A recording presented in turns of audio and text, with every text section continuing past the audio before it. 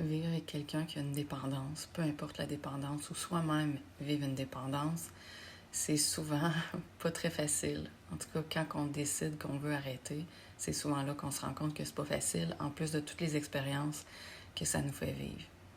Un jour, on n'a pas de dépendance, ou on s'en rend pas compte. Et le lendemain, on est comme accro à quelque chose ou à quelqu'un, puis on a du mal à s'en sortir. Et peu importe que ça soit l'alcool, la drogue, la pornographie, le jeu, même la dépendance affective ou l'alimentation, peu importe ce que c'est, on va souvent minimiser. Ça, c'est une des grandes caractéristiques. Les gens vont dire, ben non, je bois quasiment pas. Ben voyons, c'est juste un peu de pot. Ben voyons, c'est juste un peu de coke. Ben voyons, c'est juste un peu de porn. Ben voyons. Puis ça va toujours être minimisé. Quand on les écoute parler, les autres, c'est des toxicomanes. Les autres ont un problème de porn. Les autres ont un problème de jeu. Mais eux, ils n'en ont pas. Ce qui est intéressant avec les dépendances, c'est qu'on ne peut pas se mentir soi-même, d'une certaine façon. Mais ça prend l'ouverture d'esprit, dans le sens qu'une dépendance nous montre exactement les failles, les manques, les besoins et les, entre guillemets, faiblesses qu'il y a en nous qu'on n'a pas réussi à dépasser. Parce que si on a une dépendance, peu importe la dépendance, et je tiens à dire que tout le monde a une petite, moyenne, grande dépendance à l'intérieur de lui-même, à peu importe quoi. Et des fois, ça peut être juste à des gens autour de nous, ou à notre travail, ou à... C'est pas obligé d'être l'alcool, la drogue, la pornographie, le jeu, dépendance affective, mais la plupart des gens ont une petite dépendance quand même affective. Ce qui est intéressant, c'est qu'on ne peut pas faire semblant qu'on n'a pas de manque ou de faille. On l'a direct dans notre visage avec ce qu'on est en train de faire finalement. Donc les manques sont souvent liés, comme je l'ai déjà dit, à des manques d'amour, ou manque d'attention, ou manque de tendresse, ou à une inconscience face à qui on est, ou un manque de connexion face à notre propre cœur, souvent une faible connaissance de qui on est profondément. Et tout ça, ça fait que, sans trop s'en rendre compte, on va rentrer tranquillement pas vite dans des habitudes qui vont venir nous endormir, peu importe l'habitude. Même si c'est pas la drogue ou de l'alcool, tout ce qu'on prend, même quand on se met à manger beaucoup de sucre, c'est une forme d'endormissement. Et ces choses-là font qu'on déconnecte un peu. C'est comme si on pense qu'on est en train de s'apaiser. On déconnecte un peu de la réalité classique.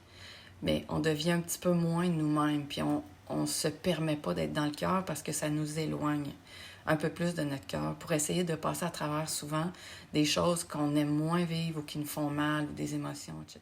Et cette façon-là qu'on a trouvée ou qui s'est comme présentée à nous puis on s'est laissé influencer d'aller vers ces choses-là pour essayer de... Où les gens vont me dire « Non, je veux juste relaxer, je veux juste avoir du fun, je veux me sentir bien, mais... ou je veux me détendre, mais souvent on pense qu'on se détend. Est-ce qu'on se détend vraiment?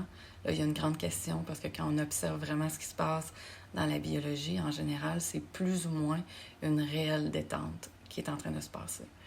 Mais pendant le temps qu'on le fait, c'est comme un genre de plaisir instantané pour essayer de, bon, c'est ça, de vivre ce qu'on a à vivre. Mais au fur et à mesure, ça prend comme de plus en plus d'espace, puis comme de l'eau qui va couler en dessous de la porte, qui va aller partout, on va finalement finir par être comme pris dans cette habitude-là. Puis sans trop s'en rendre compte, c'est subtil. Même au départ, après quelques jours, on le voit que c'est comme si la biologie nous en demande. Elle a envie de cette chose-là qu'on a commencé à faire. Et ça va tellement prendre d'ampleur qu'à un moment donné, ça nous dépasse. On laisse cet aspect-là en nous prendre le dessus sur notre conscience. Et là, ça va commencer souvent à devenir de plus en plus intense. On va même des fois mentir pour nos dépendances parce que des fois, on se met à avoir honte. On ne veut pas que les autres sachent ce qu'on est en train de vivre. Puis on commence à se rendre compte nous-mêmes que c'est ça qu'on veut. Puis de toute façon, des fois, les gens vont mentir juste parce que c'est ça qu'ils veulent.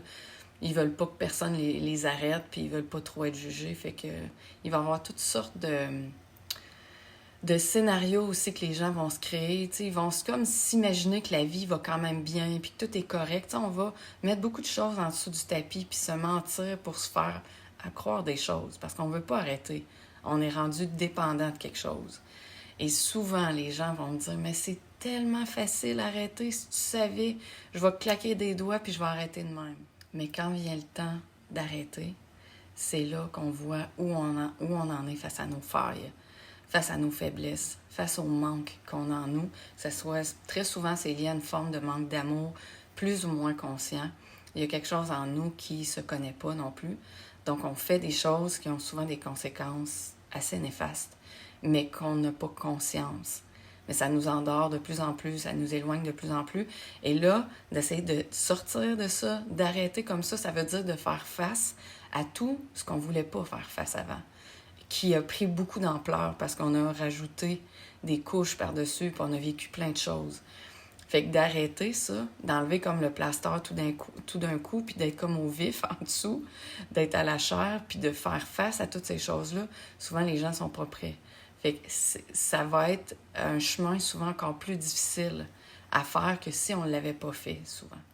Soi-même vivre une dépendance, c'est pas facile parce que même quand on commence à vouloir s'en sortir, comme je disais, on fait face à beaucoup de choses et il faut comme arrêter de se mentir soi-même puis voir où on en est vraiment et voir ce qui nous aiderait à arrêter. Il faut vraiment être décidé et engagé, mais tout est possible. Mais quand on est en relation avec quelqu'un qui vit une dépendance, souvent, la seule chose qu'on peut faire, c'est être témoin vivant de ce qui est en train de se passer. Parce que si la personne avec qui on est ne veut pas vraiment arrêter sa dépendance, peu importe laquelle, n'est pas vraiment engagée à travailler sur elle-même puis à faire ce qu'il faut pour sortir, que ce soit de la dépendance affective, alcool, jeux, drogue, etc., ça ne sera pas évident.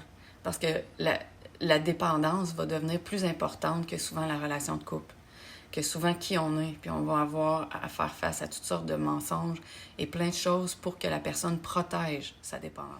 Et il faut comme sortir de l'attente qu'une personne ne soit plus dans une dépendance. Parce que quelqu'un qui n'est plus dans une dépendance, il ne va pas juste vous dire qu'il va arrêter. Il va le faire, puis vous allez le voir, puis vous allez voir les efforts que la personne va mettre pour vraiment faire ça. Et sinon, il faut comme ne rien attendre de personne. Vivre sa vie à soi. Si on est bien avec cette personne-là, tant mieux. Sinon, ben ça ne veut pas dire de s'en aller nécessairement, mais il faut savoir dans quoi on vit, dans quoi on s'embarque, et que chacun est différent, et que cette personne-là vit sa vie. C'est un être à part entière, et nous, on vit notre vie. Si ça ne nous correspond pas, on n'est pas obligé d'être là.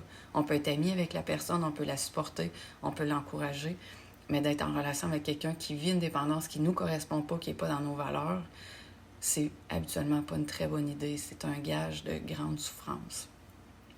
Mais tout le monde est capable, par contre, de sortir d'une dépendance. Quand on veut, on peut. Mais c'est sûr que se sortir d'une dépendance, comme je dis souvent à mes clients, c'est comme faire la traversée du désert. On sait qu'on va avoir soif. Soif, pas juste dans le sens de l'alcool, mais qu'on va avoir soif de notre dépendance. On va vouloir cette chose-là. Puis traverser le désert, bien, il y a toutes sortes d'affaires. Des fois, il fait chaud, c'est très difficile. Bon, c'est un peu la même image. Il va y avoir des moments où ça ne sera pas agréable. Puis tout ce qu'on va vouloir, c'est ça. Le reste, ça ne nous intéressera pas. Mais de s'accrocher à ça, puis à un moment donné, bien, il y a d'autres beaux paysages, ça devient agréable, bien, c'est un peu la même chose. Il y a des jours où ça va aller mieux, il y a des jours où ça va être vraiment plus difficile. Donc, c'est important d'avoir le support et de ne pas se mentir. C'est souvent ça le problème, parce que les gens se disent des choses qui ne sont pas conscients de ce qu'ils disent, ils ne sont pas conscients de ce que ça demande, et ils ne sont pas conscients de la force et de la capacité qu'ils ont en eux et de toutes les possibilités qui s'offrent à eux à l'intérieur. Le plus important à savoir, c'est qu'il y aura des émotions, il y aura des pensées, il y aura des symptômes, souvent même biologiques, dépendamment de la dépendance, mais on est capable de tout traverser ça, un pas à la fois. Quand on choisit, on décide. Une décision, c'est extrêmement puissant. On s'engage et on s'entoure de supports adéquats.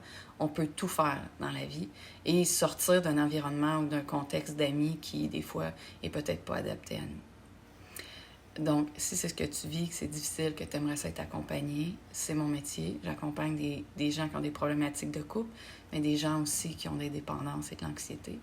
Et aussi, s'il vous plaît, je vous invite à liker et à partager la vidéo qui pourrait aider des gens qui ont besoin d'entendre ce que je partage. Bye. Bonne journée.